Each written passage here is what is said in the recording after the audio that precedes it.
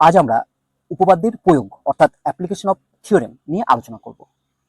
প্রমাণ করো সামান্তরিকের ক্ষেত্রফল ইকুয়াল টু ভূমি ইন্টু উচ্চতা, অর্থাৎ prove that the area of a parallelogram equal to base into height.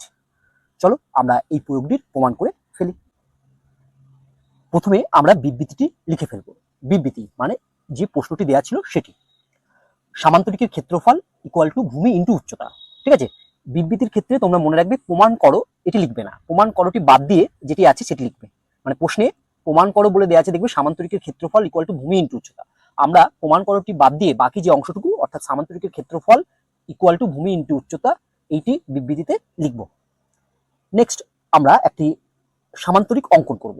দেখো এই বিবৃতিটির উপর বেস করে আমরা একটি চিত্র অঙ্কন করব। এখানে যেহেতু একটি সামান্তরিক আছে তাই আমরা প্রথমে একটি সামান্তরিক অঙ্কন করব, যার নাম দিলাম আমরা এ বি সি ডি। এরপর আমরা লিখব প্রদত্ত, অর্থাৎ এই যে আমরা এবিসিডি একটি সামান্তরিক অঙ্কন করলাম সেটি এটা এখানে লিখব। তাহলে আমরা লিখব যে ধরি এবিসিডি একটি সামান্তরিক। এরপর আমরা লিখব প্রমাণ করতে হবে সামান্তরিকের ক্ষেত্রফল ভূমি ইন্টু উচ্চতা। এবার আমরা অঙ্কন করব। কি অঙ্কন করব? আমরা এখানে দেখতে পাচ্ছি যে এবিসিডি একটি সামান্তরিক যার ভূমি হলো বিসি। এই বিসি হলো এবিসিডি এই সামান্তরিকটির ভূমি।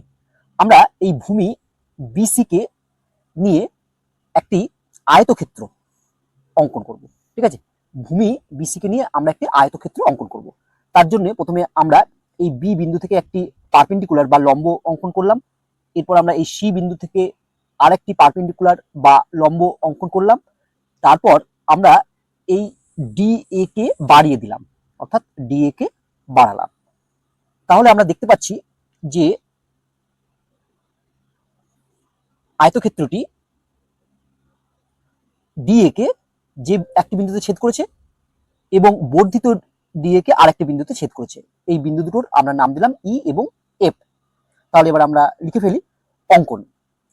বিসি কে ভূমি করে বিসি এবং এডি সমান্তরাল সরলরেখা যুগলের মধ্যে, দেখো আমরা বিসি কে ভূমি করেছি এবং এই বিসি আর এই যে এডি এই সমান্তরাল সরলরেখা যুগলের মধ্যে আমরা কিন্তু এই আয়তক্ষেত্রটি অঙ্কন করেছি। ঠিক আছে, আয়তক্ষেত্রটির নাম হচ্ছে ই বি সি এফ। তাহলে আমরা লিখলাম বিসি কে ভূমি করে বিসি এবং এডি সমান্তরাল সরলরেখা যুগলের মধ্যে ই বি সি এফ আয়তক্ষেত্রটি অঙ্কন করা হলো, যেটি ডিএ কে এফ বিন্দুতে এবং বর্ধিত ডিএ কে ই বিন্দুতে ছেদ করে।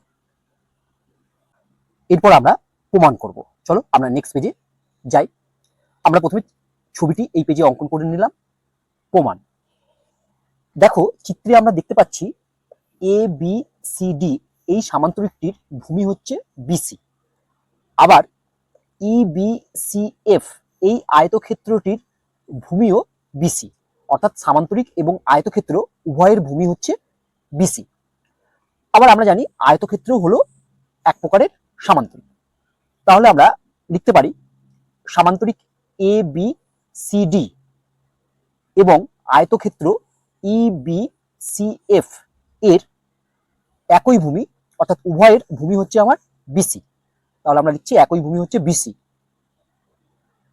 আবার দেখো সামান্তরিক এবং আয়তক্ষেত্র উভয় এই বিসি আর ইডি এই সমান্তরাল সরলরেখা যুগলের মধ্যে অবস্থিত, অর্থাৎ বিসি আর ইডি এই সমান্তরাল সরলরেখা যুগলের মধ্যে উভয় অবস্থিত, অর্থাৎ সামান্তরিক এবং আয়তক্ষেত্র দুটোই অবস্থিত। তার জন্য আমরা লিখতে পারি এবং একই সমান্তরাল সরলরেখা যুগল থেকে একটি হচ্ছে বিসি ও আরেকটি হচ্ছে ইডি এর মধ্যে অবস্থিত।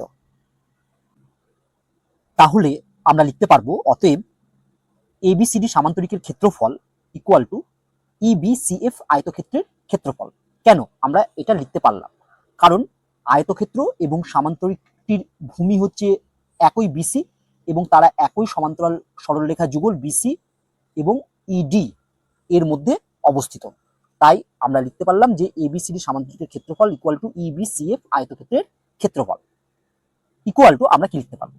দেখো আমরা যদি EBCF আয়তক্ষেত্রের ক্ষেত্রফল নিয়ে ভাবি, আমরা জানি যে আয়তক্ষেত্রের ক্ষেত্রফলের সূত্র হচ্ছে দৈর্ঘ্য ইন্টু প্রস্থ। তাহলে এখানে EBCF আয়তক্ষেত্রের ক্ষেত্রফল আছে, তাহলে এর ফর্মুলা আমরা লিখতে পারি আয়তক্ষেত্রের ক্ষেত্রফলের সূত্র হচ্ছে দৈর্ঘ্য ইন্টু প্রস্থ ইকুয়াল টু, দেখো এই EBCF আয়তক্ষেত্রের ক্ষেত্রফল লেখা আছে, তো সেটাতে আমরা লিখলাম দৈর্ঘ্য ইন্টু প্রস্থ। এবার এই EBCF আয়তক্ষেত্রটির দৈর্ঘ্য কোনটি? দৈর্ঘ্য হচ্ছে BC, তাহলে আমরা দৈর্ঘ্যের পরিবর্তে লিখে দিলাম হচ্ছে BC ইন্টু প্রস্থ কোনটি? EBCF এই আয়তক্ষেত্রের প্রস্থ হচ্ছে BE, তাই আমরা প্রস্থের পরিবর্তে লিখে দিলাম BE। নেক্সট লাইনে আমরা লিখছি ইকুয়াল টু, আবার দেখো এই BC হচ্ছে এটা, যেটি ABCD এই সামান্তরিকটির ভূমি, অর্থাৎ ABCD সামান্তরিকের ভূমি হচ্ছে BC, তাই আমরা এই BC এর পরিবর্তে লিখতে পারি ভূমি ইন্টু, এবার দেখো আছে BE, যেহেতু EBCF একটি আয়তক্ষেত্র, তাই এই কোণটির মান হবে কত? না, এই কোণটির মান হবে হচ্ছে 90 ডিগ্রি, বা আয়তক্ষেত্রের প্রতিটি কোণের মানই হচ্ছে 90 ডিগ্রি।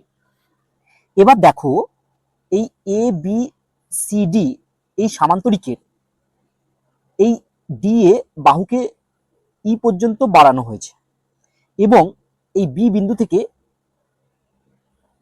BE একটি লম্ব অঙ্কন করা হয়েছে।